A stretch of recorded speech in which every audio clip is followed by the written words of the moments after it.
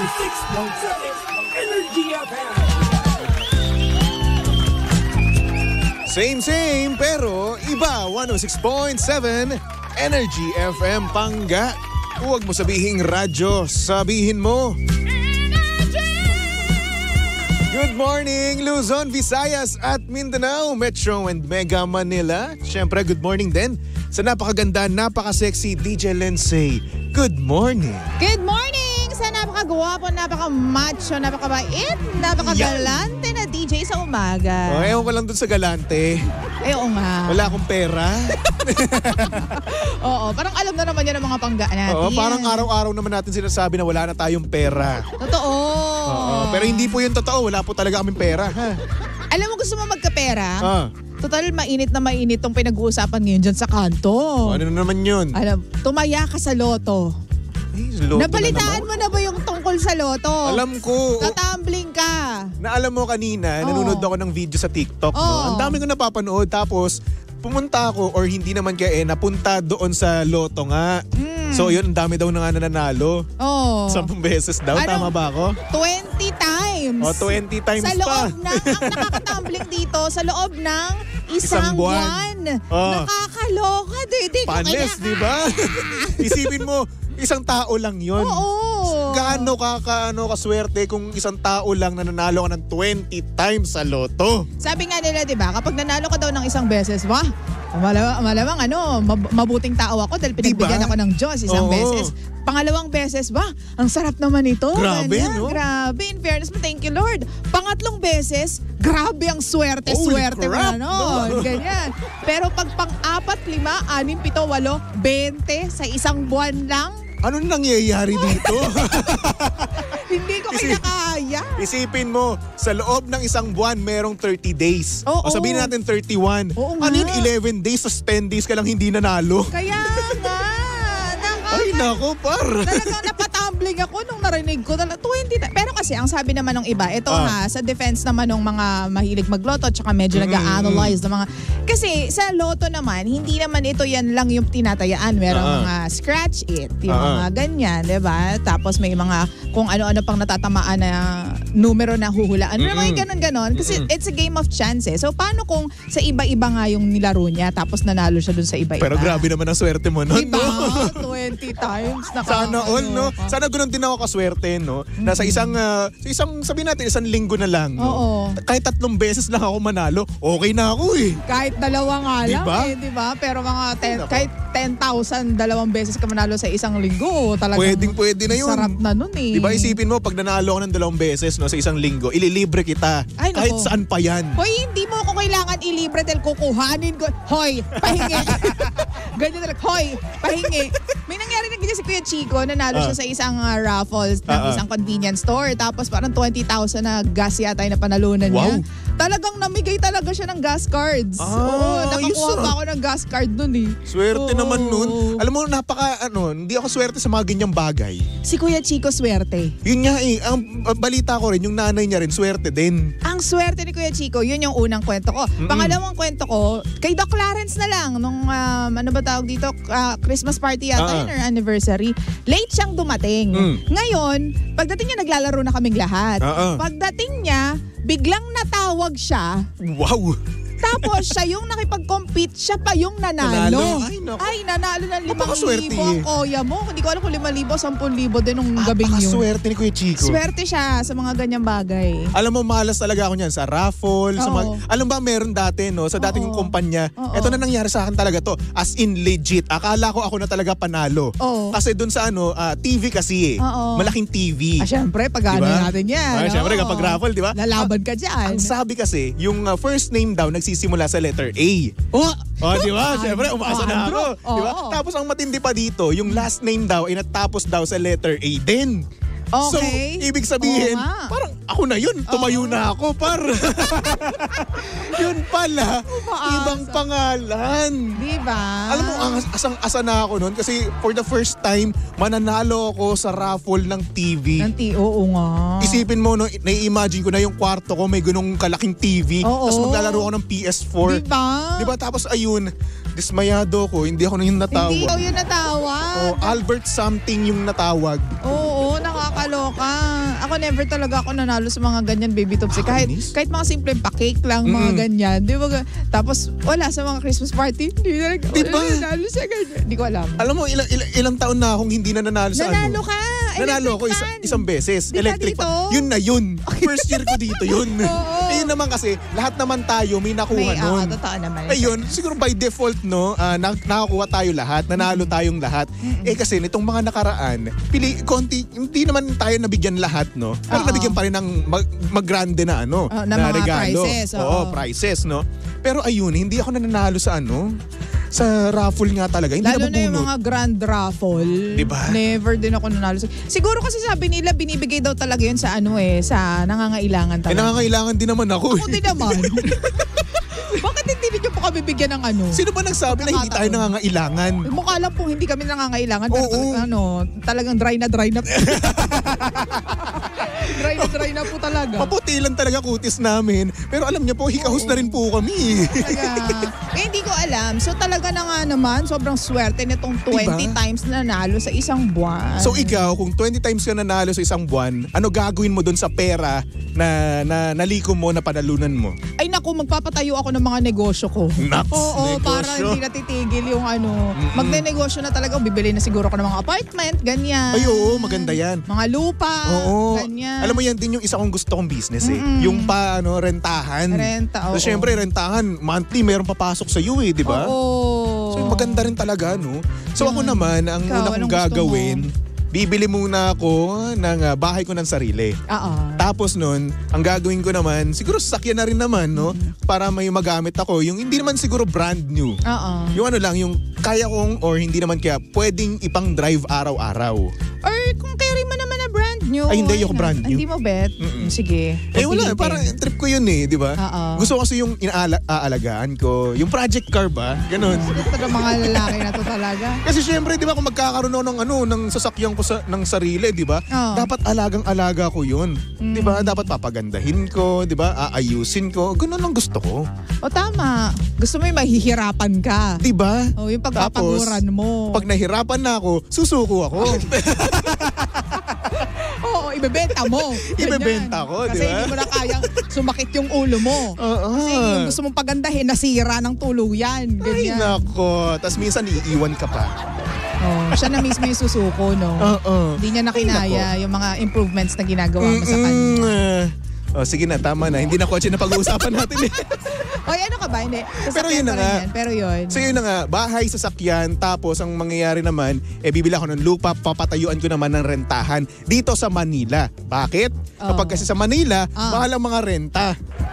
Sapat lang. Hindi. Naghanap-hanap ako. Etong nirenta ko dito, eto na pinakamura. Usually kasi yung mga nasa renta, 10K patas. Depende kasi yan sa pwesto, kung nasa ang lugar ka, nasa lokasyon ka. Kaya gusto ko sa Manila. Along Aurora kasi yung sa'yo, kaya mahal talaga. Mura na yun. Well, mura na yun dun sa area na yun, pero para sa iba mahal yun. Yes. Kaya yun, para sa akin, gusto ko magtayo ng rentahan dito sa Manila, tapos sa Cavite din. At the same time. Tapos dun sa Cavite, yung mga makukuha dun monthly, ibibigay ko sa nanay ko. Diba? Para naman monthly, may nakukuha din nanay ko. Panis. In fairness naman, alam mo maganda yung ganyang idea. Kaya dapat nga, at an early age, matuto na tayong mag-ipon at mag-invest. Very important yan. Alam mo kung nakinig lang talaga ako sa mga magulang ko, sana may mga investments na ako ngayon. Ako din Kaso wala, inuna natin yung happy-happy Ay nako, happy-happy na yan. Diyos ko po, day. Ang dami kong binibili na kahit hindi ko naman kailangan, pero binibili ko. Ako din. At masaya ako at the same time. Masaya din ako. Hanggang ngayon nga pero pag naiisip ko parang, sayang.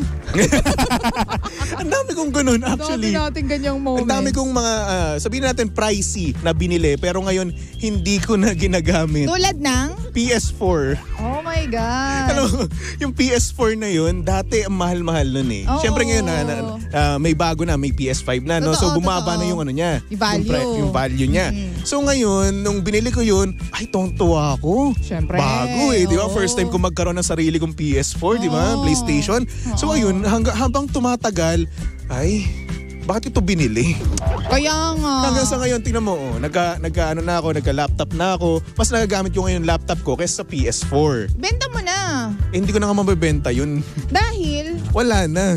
Bakit wala wala na. Mababa na yung value nun. I'm sure meron pang gustong bumili, meron pang bibili nun kasi may mga tao din naman na late na silang nagkakaipon, ganyan. Tsaka parang may sentimental value rin kasi. Naku, kasi syempre, lulumain mo lang yan hanggang masisira na yan, hindi mo na mapapakinabangan talaga. Kasi iba kasi talaga yung feeling kapag ito yung naipundar mo para sa sarili mo, di ba? Parang ang hirap i-let go ng mga ganung bagay. Talaga ba? Ako kasi madali lang ako mag-let go. Lalo na kung hindi na talaga siya, wala na talagang benefit sa akin, tas pasikip na lang siya, pabigat na lang siya sa buhay ko. Gamit pa ba talaga yan? Kasi yung problema natin, lagi natin binabalikan yung unang beses na nakuha natin yung isang bagay. Kung gaano tayo kasaya, kung gaano ka natin binavalue yun nung time na nakuha natin. Pero doon tayo sa actual. Ano ka na ngayon? Nahihirapan ka na, di ba? Hindi mo na siya napapakinabangan, di ba? Kasi may bago ka na, di ba? Pero sa depensa ko naman, mahirap nang ibenta yung PS4 ngayon. Okay. Sobrang PS4. hirap na. Kasi syempre, ang pipiliin na lang ng iba is PS5, di ba? Tapos kung mababenta mo man yan, sa murang halaga na lang. Though may pera ka naman, pero parang lugi ka pa rin di ba? Kaysa naman di mo ginagamit, at least maipapagamit mo siya sa taong mas mabavalue siya. And gagamitin baka para siya sa ibang tao, para mas maging happy yung ibang tao. Ay, nako. Kasi ganyan ako Alam mo dati, Baby Tobs, ako naman to share my story. Sobrang hilig ko sa pabango. So dati talaga, pag bumibili ako ng pabango, talagang, hindi naman minsan nagba-blind buy ako. Blind buy, ibig sabihin, hindi nyo po alam yung amoy. Pero dahil sa mga testimonials, sa mga sabi-sabi na nababasa mo, at saka nire-review nila, bibilihin mo tuloy. So, may ganun akong effect. Bibili ako ng pabango, pero pag dumating sa akin, hindi ko magugustuhan. Ang huli kong binili na pabango na hindi ko nagustuhan ay Ariana Grande, candy something, ganyan. Hindi ko nagustuhan yung amoy kasi too sweet na parang basta ganyan. So, ginamit ko siya ng 3 beses tapos wala na, nilet go ko na. Nilet go mo? Binenta ko na siya. Magkano mo nabenta? Hindi na ganun kamahal, pero binenta para lang ma-dispose ko na siya. Oo. Ang dali mo mag-let go, no? Oo, kasi kesa hindi kasi ako happy. So baka yung ibang tao na makakabili nun, mas magiging masaya. More than my happiness. Alam mo yon, ang pangit kasi na parang kinukulong ko lang siya sa cabinet, tapos di naman siya napapakinabangan. So hayaan na natin na maging happy yung ibang tao na ginagamit siya, kesa naman sa nandyan lang siya, tapos walang pakinabang. Ay, paano kaya yan, no? Art of letting go. Ang hirap Alam mo kasi sa mga Pilipino kasi, may mga Pilipino talaga na ayaw na ayaw nilang mag-let go. Mapa-love life man yan, mapagamit man yan, di ba? May pag naisip natin na may sentimental value yun, di ba? Talagang ikikip talaga natin. Like for example, nanay ko, yung mga Tupperware niya, di ba? Ang hirap i-let go. Totoo yan. Mga pakrat yung tawag dyan Maano sa memories. Or hindi naman kaya. Hindi kasi may silbi naman yung mga yes, sabihin natin, may mga silbi. Pero may mga bagay pa rin naman talaga tayo sa bahay natin na talaga nga namang hindi natin ma-let go. Sa mga ibang Pilipino, hindi ko sinasabi na sa'yo, ha? Hindi, sa inyo, ano yung mga bagay, bukod sa Tupperware ng nanay mo? Ano yung mga bagay na hindi nile-let go ng nanay mo na pag nakikita mo, Ma, bakit naman di mo pa itap? Yung mga ganyan. Alam mo, kung sasabihin ko, iisa-isahin ko, hindi kulang na kulang tong oras natin. Mag-OT tayo hanggang mamayang 11 a.m. Top 3 lang. Top 3. O sige, yung kanyang mga abubot doon sa pasimano namin, malapit doon sa dining table. Anong mga abubot yan? Yung mga keychain niya, yung mga rep magnet. Totoo yan! Nakakaloka. Yung mga figure na maliliit. Tapos meron pa doon mga elepante. May mga elepante pa doon na nasa harapan ng TV namin. Ay, swerte yun. Swerte? Bakit elepante? Hindi, may dalang swerte yun yung mga elepante. Oo, may ganun daw. Tapos meron pa na tawag dito yung globe. Galing ata yun sa New York. Andoon lang sa memorabilias talaga. Mahilig si mama mo sa ganyan. Hindi ko naman sinasabi na it's a bad thing, no? It's a good thing na na-express na yung yung feelings ko sa mga ganung bagay, no? Pero ayun, ang dami. Ang dami. Tapos nandun lang siya. Hindi siya naka-cabinet or hindi siya ganun, closet, ganyan. Tapos meron pa. Number 3 na yan, number 3. Pangatlo na to. Ano ba? Hindi pa ba? Number 1 pa lang ba yan? Hindi. Ewan ko, pang-4 na ata to Dami kasi. So ayun na nga. Meron pa ditong parang yung ano ba tawag dito? Meron pa siyang parang walis tingting na display. Walis tingting na display? Oo, hindi naman siya walis tingting talaga na walis tingting exactly while stating, no? Parang may design siya. Pero di ko alam kung saan niya yung binili. Baka dala or pasalubong from somewhere. Basta binili niya yun. Tapos, sinasabi namin minsan, ay, ano ba tong ano nyo? Itong walis ting-ting nyo dito sa hagdan. Oo. Yun naman kasi, Nakakatawa. alam ko naman na masaya nanay ko sa mga ganun. Oo Sa naman. nagde-design, no? Pero ayun, kumbaga kami, parang binibiro-biro lang namin yung nanay namin na, nay, itong walis ting-ting nyo dito. Ganun. Kala tong oo. walis ting-ting nyo. Pakit lang kami sa mga ganung bagay. Sa bahay namin, sinimulan ko ng tanggalin. Kasi syempre, ako lang naman ang nandito sa Manila. Kami ni Romel, tas kuya ko, minsan, ganyan. So ako, simula nung nag-move out sila, tapos nag-stay na sila sa Batangas, inisa-isa ko ng tanggalin. Yung Okay. mga display na, yun nga, number 1, maliliit na figurine. Number 2, yung mga tinabi ng nanay mo na hindi na importante pero ayaw niyang itapon. Oo. Sample, yung mga dating magazine. Yes, yun pa isa. Madaming magazine. Dami. Diba? Tapos ano pa ba, yung mga dating project nung bata pa kami. Na Exactly. may natatanda ko yung family tree ganyan. Na project siguro namin mga grade school pa kami ganyan. Nandun pa din hanggang ngayon. Although syempre sentimental yun sa kanya siguro. Pero ang ginawa ko, tinanggal ko na lang yung picture tapos tinapon ko na yun. Tinapon mo? Bakit? Hindi kasi ang laki niya. Alam mo, ako, nag-gets ko yung point ng nanay ko kung bakit niya tinatago yung mga ganun. Oo. Bakit kasi kapag ako nagkaroon ng mga anak, Ipapakita. papakita ko yun. O anak, ito yung ginawa ko, ito yung drawing ko. O. Pero kasi ang dami, Baby Tob. So yun na lang mga malalaki at saka yung mga magaganda pantingnan, yun na lang yung tinago ko. Tapos ano pa ba, yung mga, hindi ko rin alam kung bakit nakatago pa dun yung mga hino-hoard namin. Yung mga binibigay sa mga testing, ganyan. May ang dami dong mga band-aid na Okay. ganyan kakapal. Tapos pira-piraso siya. Siguro nakuha yun na nanay ko sa mga giveaways.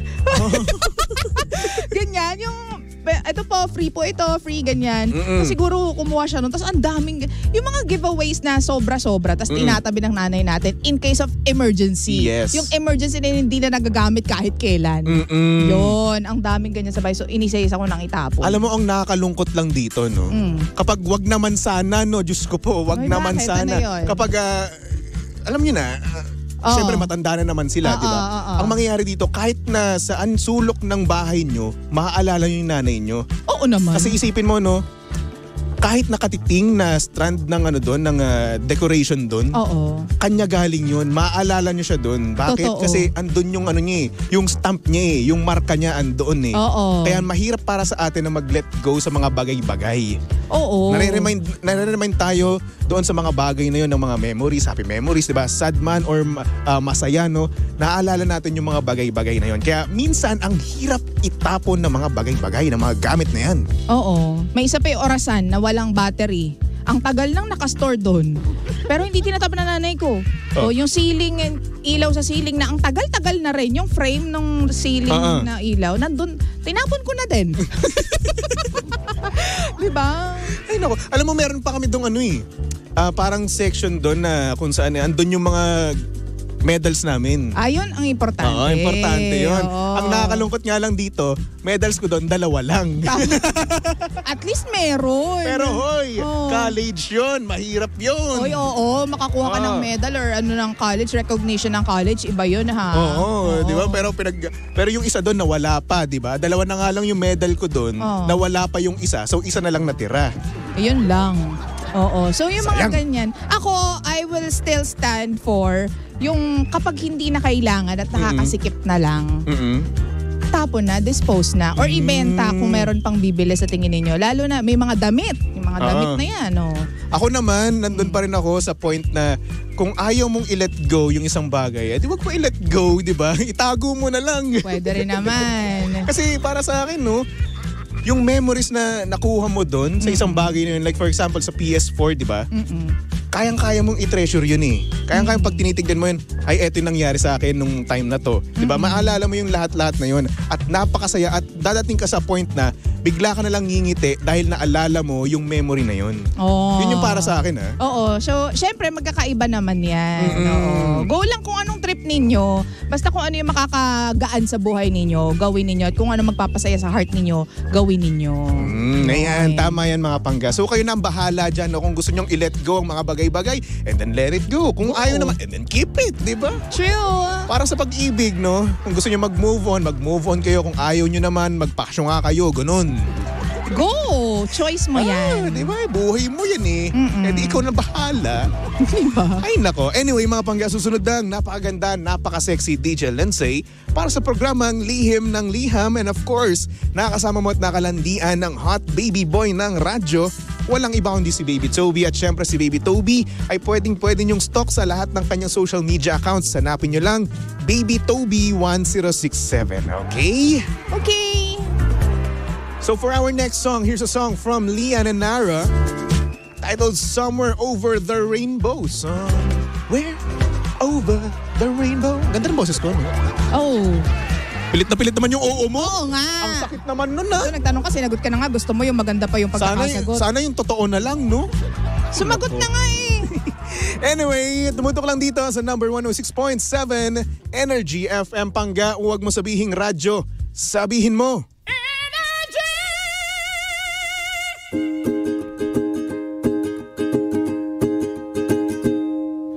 Somewhere